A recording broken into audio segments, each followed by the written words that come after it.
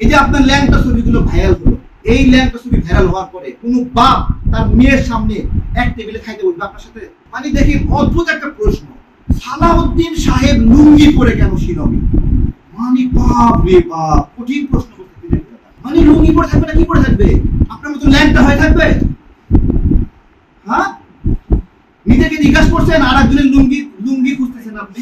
আপনি ল্যাংটা হয়ে আছেন কেন মানুষ যদি জিজ্ঞাসা করে? এই যে আপনার ল্যাংটা ছবিগুলো ভাইরাল হলো, এই ল্যাংটা ছবি ভাইরাল হওয়ার পরে কোন বাপ তার মেয়ের সামনে এক টেবিলে খাইতে বলবে আপনার সাথে? বলেন বলেন, কোন ছেলে আপনাকে নিয়ে তার মায়ের সামনে খাইতে বসবে? ওই চোখের সামনে ল্যাংটা ছবিগুলো আসবে। আপনি আরেকজন লুঙ্গি পরে আছেন কেন?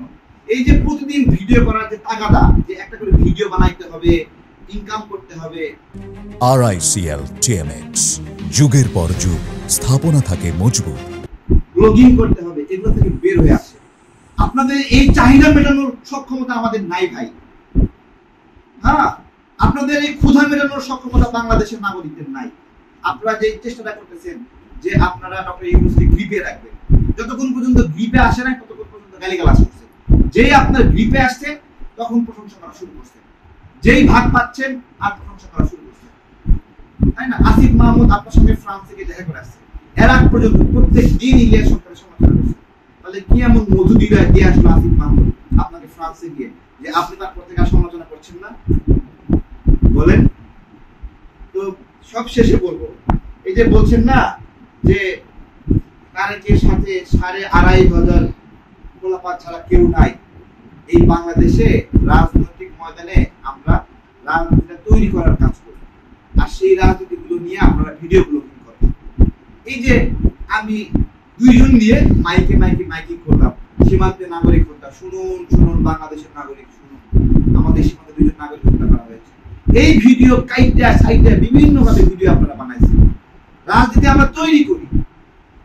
শেখ হাসিনা আউলিয়া, দেশ করেছে দেউলিয়া, এই স্লোগানটা আমার তৈরি করা স্লোগান। এরকম অসংখ্য বয়ান তৈরি করা আমাদের। একটা নিজের মতো একটা বয়ান দিতে পারেন না। হ্যাঁ, এই যে কি লেখছে 2,500, এই 2,500 এই বক্তব্য সজীবাদী জয় থেকে নকল করা না।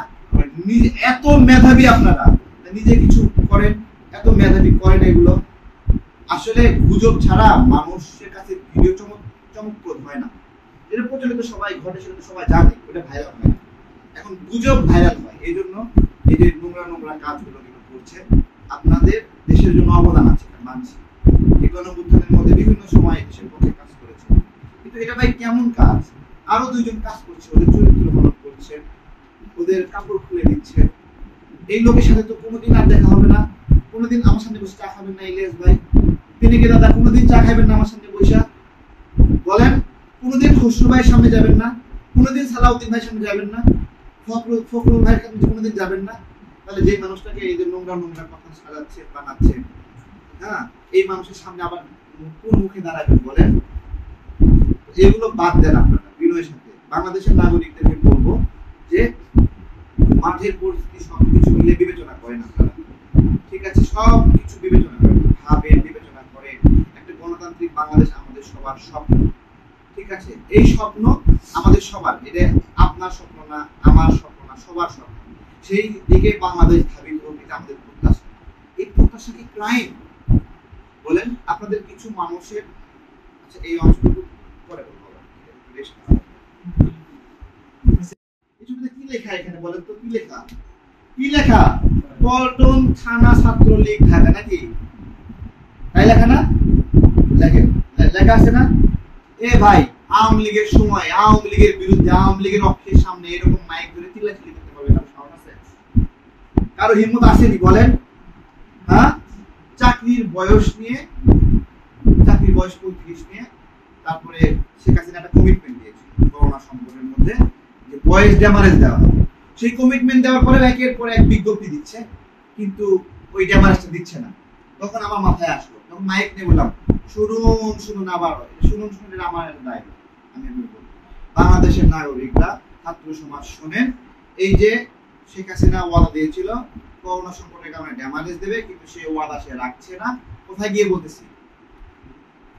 আওয়ামী লীগের ছাত্রলীগের ব্যানারের সামনে কার্যালয়ের সামনে গিয়ে বলতেছি, মাইক নিয়ে চিল্লাচিল্লি করতেছি, হ্যান্ড মাইক নিয়ে। আমি বলতেছি যে দেখেন উল্টা দিকে আমার সঙ্গে তাকাচ্ছে, আমার সঙ্গে কেউ এসে দাঁড়াচ্ছে না। সচিবালয়ের ভিতরে এই মাইক নিয়ে ঢুকাই চিল্লাচিল্লি করছি, এই সচিব, এই আমলা, তোমরা নিয়োগের বিজ্ঞপ্তি দিছো, তোমরা কমিটমেন্ট মানতেছো না কেন? ওই দিন মাইক নিয়ে চিল্লাচিল্লি করছি সন্ধ্যা পর্যন্ত, গলা ফাড়া যাবে। সন্ধ্যার দিকে প্রজ্ঞাপন নিয়ে বাইরে হইছি যে ছাত্ররা বেকাররা ড্যামারেজ পাবে।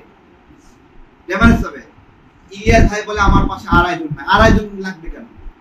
আমরা একা পছন্দ হচ্ছে না তারেকরে। এই তারেক একাই তো বলছিল পাশে লাঠি নিয়ে যে দেশের মালিকানা বুঝে নিতে আসছে। যখন ছাত্ররা আপোষ করেছিল তখন বলেছিলাম দেশের মালিকানা বুঝে নিতে আসছে। দেশের মালিকানা আমরা বুঝে নিয়েছিলাম, দেশের মালিকানা ঠিকই বুঝে নিয়েছিলাম, কিন্তু বিশ্বাস করে কিছু ফেরেশতার হাতে আমরা দায়িত্ব